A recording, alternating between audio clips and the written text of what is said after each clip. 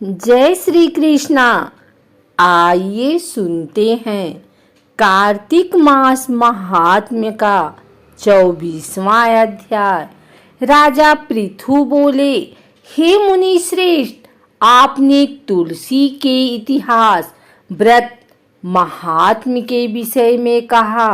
अब आप कृपा कर मुझे यह बताइए कि कार्तिक मास में क्या और भी देवताओं का पूजन होता है, यह भी विस्तार पूर्वक बताइए। नारद जी बोले, पूर्व काल की बात है। साहा पर्वत पर करवीकर में धर्मदत्त नामक विख्यात कोई धर्मज्ञ ब्राह्मण रहते थे। एक दिन कार्तिक मास में भगवान विष्णु के समीप जाकर कहने लगे कि वे भगवान के मंदिर की ओर चलें। उस समय एक पहर रात बाकी थी। भगवान के पूजन की सामग्री साथ लिए जाते हुए ब्राह्मण ने मार्ग में देखा कि एक भयंकर राक्षसी आ रही है। उसका शरीर नंगा और मांस रहित था। उसके बड़े बड़े दांत, लपकती हुई जीभ और लाल नेत्र देखकर ब्राह्मण भय से थर्रा उठे। उनका सारा शरीर कांपने लगा।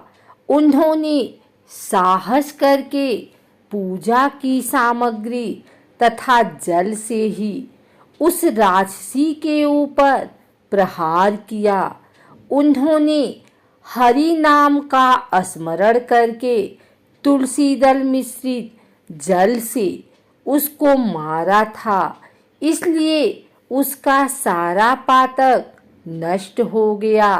अब उसे अपने पूर्व जन्मों के कर्मों के परिणाम स्वरूप प्राप्त हुई दुर्दशा का स्मरण हो आया। उसने ब्राह्मण को दंडवत प्रणाम करके इस प्रकार कहा, ब्राह्मण, मैं पूर्व जन्म के कर्मों के फल से इस दशा को पहुंची हूँ। अब मुझे किस प्रकार उत्तम गति प्राप्त होगी?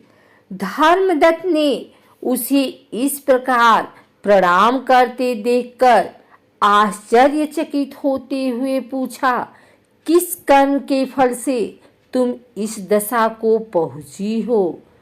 कहो, कहाँ की रहने वाली हो? तुम्हारा नाम क्या है और आचार व्यवहार कैसा है? ये सारी बातें मुझे बताओ। उस राक्षसी का नाम कलहा था। कलहा बोली, ब्राह्मण, मेरे पूर्व जन्म की बात है। सौराष्ट्र नगर में भिक्षु नामक एक ब्राह्मण रहते थे। मैं उनकी पत्नी थी। मेरा नाम कलहा था और मैं बड़े क्रूर स्वभाव की स्त्री थी। मैंने वचन से भी कभी अपने पति का भला नहीं किया। उन्हें कभी मीठा भोजन नहीं परोसा। सदा अपने स्वामी को धोखा ही देती रही। मुझे कलह विशेष प्रिय था, इसलिए मेरे पति का मन मुझसे सदा उद्विग्न रहा करता था। अंततोगत्वा उन्होंने दूसरी स्त्री से विवाह करने का निश्चय कर लिया। तब मैंने विष खाकर अपने प्राण त्याग दिए।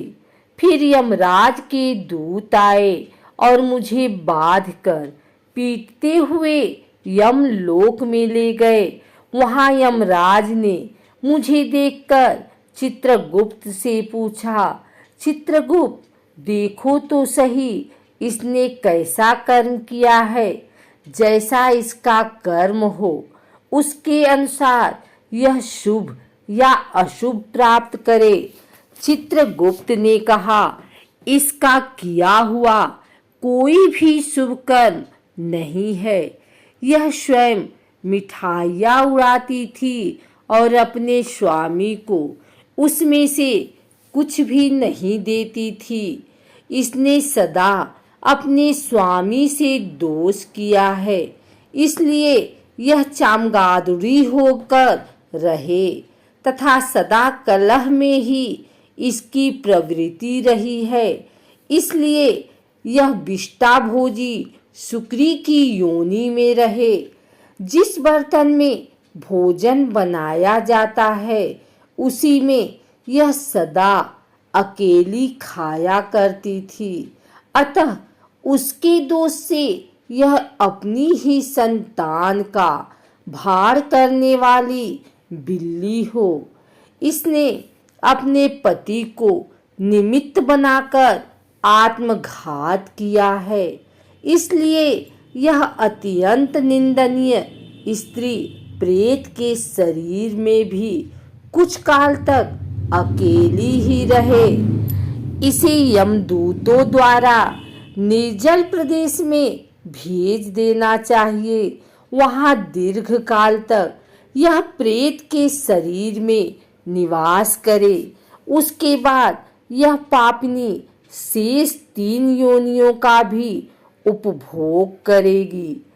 कलहा ने कहा, विप्रवर, मैं वही पापनी कलहा हूँ। इस प्रेत शरीर में आए मुझे 500 वर्ष बीत चुके हैं। मैं सदैव भूख प्यास से पीड़ित रहा करती हूँ। एक बनिए के शरीर में प्रवेश करके मैं इस दक्षिण देश में कृष्णा और बेड़ी के संगम तक आई हूँ। ज्यों ही संगम तट पर पहुंची त्यों ही भगवान शिव और विष्णु के पार्षदों ने मुझे बलपूर्वक बनिए के शरीर से दूर भगा दिया। तब से मैं भूख का कष्ट सहन करती हुई इधर उधर घूम रही हूँ। इतने में ही आपके ऊपर मेरी दृष्टि पड़ गई। आपके हाथ से तुलसी मिश्रित जल का संसर्ग पाकर मेरे सब पाप नष्ट हो गए हैं। द्विजश्रेष्ठ, अब आप ही कोई उपाय कीजिए। बताइए, मेरे इस शरीर से और भविष्य में होने वाली भयंकर 3 योनियों से किस प्रकार मुक्त होऊंगी। कलहा का यह वचन सुनकर धर्मदत्त उसके पिछले कर्मों और वर्तमान अवस्था को देखकर बहुत दुखी हुआ। फिर उसने बहुत सोच विचार करने के बाद कहा, धर्मदत्त ने जो भी कहा उसका वर्णन 25वें अध्याय में किया गया है।